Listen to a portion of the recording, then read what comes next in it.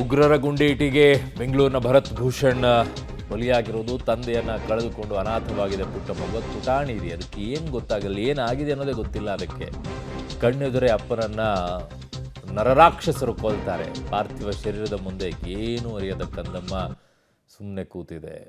ಅದಕ್ಕೆ shake hand ಕೂಡ ಮುಖ್ಯಮಂತ್ರಿಗಳು ಮಾಡ್ತಾರೆ. ಅದಕ್ಕೆ ಏನು ಗೊತ್ತಿಲ್ಲ. ಮಗು, ಪುಟಾಣಿ ಮಗು, ಅದಕ್ಕೆ ಹುಟ್ಟು ಸಾವು ಏನೂ ಗೊತ್ತಿಲ್ಲ. ಅದು ಈಗಷ್ಟೇ ಪ್ರಪಂಚವನ್ನು ಅದು ನೋಡ್ತಾ ಇದೆ, ಕಾಣ್ತಿರೋದು.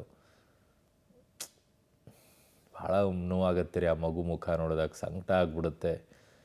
ಅಯ್ಯಪ್ಪ, ದೊಡ್ಡವರಾಗಿರುವಂಥವ್ರು ನಾವೇ ಕಳ್ಕೊಂಡಾಗ ತಂದೆ ತಾಯಿಗಳನ್ನು, ಅದರಲ್ಲಿ ಆ ಮಗು, ಪುಟಾಣಿ ಮಗು ಈಗ ತಂದೆಯನ್ನು ಕಳ್ಕೊಂಡಿದೆ. ಅದಕ್ಕೇನೂ ಗೊತ್ತಾಗ್ತಿಲ್ಲ. ನಾಳೆ ದೊಡ್ಡದಾದಾಗ ನಾನು ಹಿಂಗಿದ್ದಾಗ ನನ್ನ ಮುಂದೆನೇ ಹಿಂಗೆ ಹೊಡೆದು ಹಾಕಿದ್ರು ಅಂತೇಳಿ ಅದಕ್ಕೆ ತಿಳಿದಾಗ ಅದಕ್ಕೆ ಏನು ಅನಿಸುತ್ತೆ, ಅದರ ಮನಸ್ಸಿನ ಮೇಲೆ ಯಾವ ರೀತಿಯಾದಂಥ ಪರಿಣಾಮ ಬೀಳುತ್ತೆ, ಕೊನೆಯವರೆಗೂ ಕೂಡ ಹೇಗಿರುತ್ತೆ ಅಂತ.